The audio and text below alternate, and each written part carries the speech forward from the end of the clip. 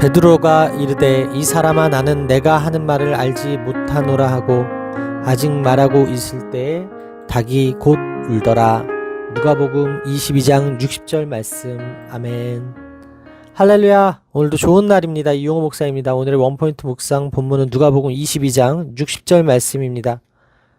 대제사장의 집들 안에는 예수님을 신문하고자 모인 유대인 지도자들을 수행하는 종들과 예수님을 잡아온 무리가 대기하고 있었을 것입니다. 베드로는 예수님을 따라가기는 했지만 멀찍이 따라갔습니다. 비록 멀찍이 따라왔지만 베드로가 거기까지 주님을 따라간 것도 사실 쉬운 일이 아닙니다. 여정 외에도 두 사람이나 더 베드로를 알아보았지만 베드로는 계속해서 예수님을 모른다고 잡아댑니다. 그러나 그 무리에 있던 사람들이 베드로에게 결정적인 질문을 하자 그는 무너지고 맙니다. 베드로는 예수님과 함께 있었을 뿐만 아니라 예수님을 가장 잘 아는 제자였습니다. 그는 또한 전형적인 갈릴리 사람이었습니다.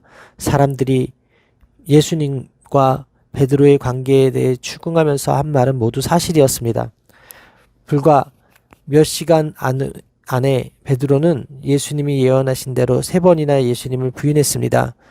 베드로가 주님을 3번째 부인하자 주님이 말씀하신 대로 닭이 웁니다. 사람의 목소리가 아니라 닭의 울음이 베드로로 하여금 자신이 한 일을 깨닫게 했습니다. 닭 울음소리가 들리자 예수님은 고개를 돌려 베드로를 바라보십니다.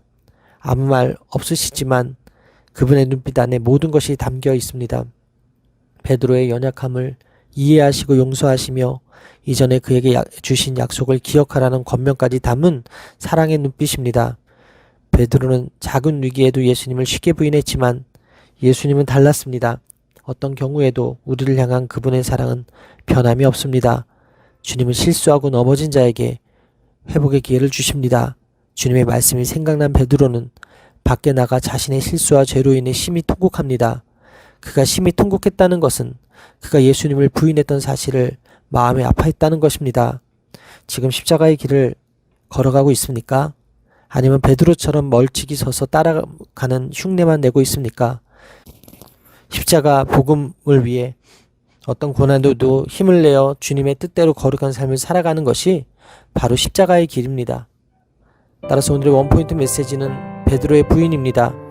오늘의 삶의 적용 포인트는 멀찍이 주님을 따르다 부인하는 실수를 범하지 않고 주님을 가까이 따라 십자가의 길을 가는 제가 되겠습니다입니다.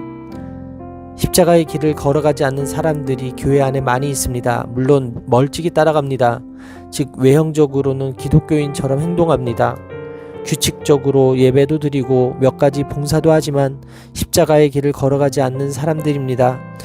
이런 사람들은 어떤 위협이 있거나 손해를 보는 상황에 직면하면 아주 쉽게 주님을 부정합니다.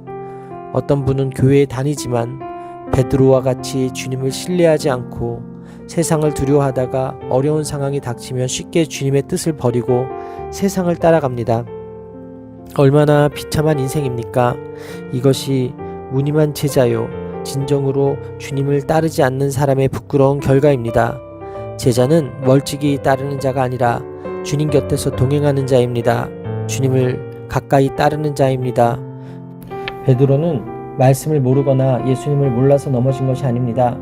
미리 분명하게 경고를 들었는데도 넘어진 것입니다. 말씀을 아는 것만으로는 부족합니다. 말씀을 알고도 넘어질 때가 한두 번이 아닙니다. 그래서 우리는 주님을 전적으로 의지해야 합니다. 고난이나 실패로 인해 주님께 등 돌리지 마십시오. 절망과 슬픔 중에도 주님 곁에 머물러 있으면 주님이 일으켜 주실 것입니다. 주님을 온전히 신뢰하십시오. 그분의 십자가 길을 따라 걸으십시오.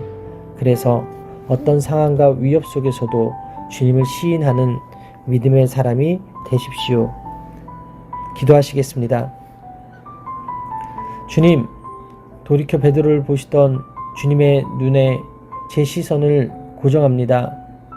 생명의 위험을 가져온다 해도 주님을 부인하지 않기를 원합니다. 믿음의 싸움을 마치는 그날까지 저를 붙잡아 주옵소서. 이 모든 말씀 살아계신 예수 그리스도의 이름으로 기도합니다. 아멘. 할렐루야. 오늘도 최고의 복을 받았습니다.